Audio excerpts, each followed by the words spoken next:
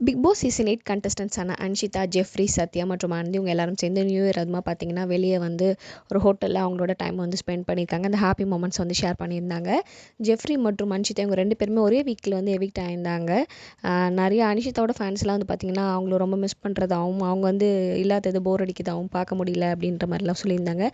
அது மாதிரி ஜெஃப்ரி, அன்ஷிதா 2 பேருமே வந்து கண்டிப்பாக அந்த டிக்கெட் டு ஃபினாலே டாஸ்கில் இருந்திருந்தால் சூப்பராக இருந்திருக்கும். அந்த மாதிரியும் அவங்களோட ஃபேன்ஸ் வந்து நிறைய பேர் கமெண்ட்ஸில் வந்து ஷேர் பண்ணியிருந்தாங்க. இப்போ இவங்க வந்து பார்த்திங்கன்னா, அவங்களோட நியூ இயர் வந்து ரொம்ப ஜாலியாக செலிப்ரேட் பண்ணியிருக்காங்க. ஒவ்வொரு இயரும் பார்த்திங்கன்னா, இந்த மாதிரி கண்டஸ்டன்ட்ஸ் வந்து எவிக்ட் ஆகி வெளியே வந்ததும் மற்ற அவங்களோட க்ளோஸ் ஃப்ரெண்ட்ஸான கண்டஸ்டன்ட் எவிக்ட் ஆனவங்க வீட்டுக்கு போகிறதும், அது மாதிரி அவங்க கூட வெளியே இருக்க மாதிரி நிறைய வீடியோஸ்லாம் நம்ம வந்து பார்த்துருப்போம். அந்த வகையில் தான் வந்து பார்த்திங்கன்னா, பிக் பாஸ் சீசன் 8ல் இவங்க எல்லாம் எவிக்ட் ஆனவங்க எல்லாரும் நியூ இயர் செலிப்ரேஷனாக வந்து பார்த்திங்கன்னா, ஹாப்பியாக வந்து ஒரு ஹோட்டலில் அவங்களோட டைம் வந்து ஸ்பெண்ட் பண்ணிகிட்ருக்காங்க. சத்யாவோட வீடியோ கூட ரீசெண்டாக பார்த்துருப்போம். ஜெஃப்ரி அது மாதிரி எல்லாருமே அவங்களோட எவிக்ஷன் வீடியோவே பார்த்தீங்கன்னா, வீட்டில் வந்து போட்டு பார்த்து ரொம்பவே ஃபன் பண்ணிகிட்டு இருந்தாங்க. அந்த மாதிரி வீடியோஸும் சிலது வந்து சோஷியல் மீடியாவில் ட்ரெண்ட் ஆகிட்டு இருந்துச்சு. இப்போ நீங்கள் பிக் பாஸ் சீசன் 8 பார்த்துட்டு இருக்கீங்களா? இதில் யார் வின் பண்ணால் நல்லாயிருக்கும் நீங்கள் நினைக்கிறீங்க? உங்களுக்கு வந்து இவங்க 4 பேரில் யாராவது பிடிச்ச கண்டஸ்டண்ட்டாக வந்து எவிக்ட் ஆயிருக்காங்களான்றதையும் மறக்காம கமெண்ட் செக்ஷனில் ஷேர் பண்ணிக்கோங்க.